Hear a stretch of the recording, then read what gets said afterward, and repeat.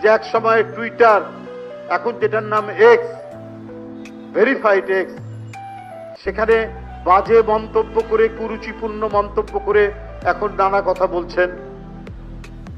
এই যে সারা দেশে ছি ছি পড়ে গেছে, সারা দেশের নারীরা, মহিলারা তীব্র ক্ষোভে ফেটে পড়েছে।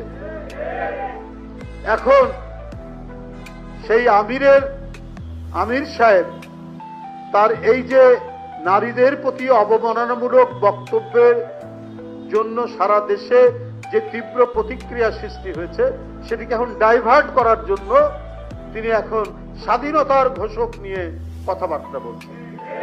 গতকাল চট্টগ্রামে যাকে তিনি বলার চেষ্টা করছেন, তিনিও কোনোদিন বলেননি।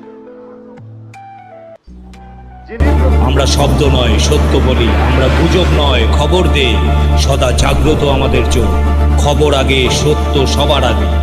বাহাদুর লাইভ নিউজ একটি নিরপেক্ষ, নির্দলীয়, আন্তর্জাতিক সোশ্যাল মিডিয়া। সত্য জানুন, সচেতন থাকুন। আল্লাহ হাফেজ।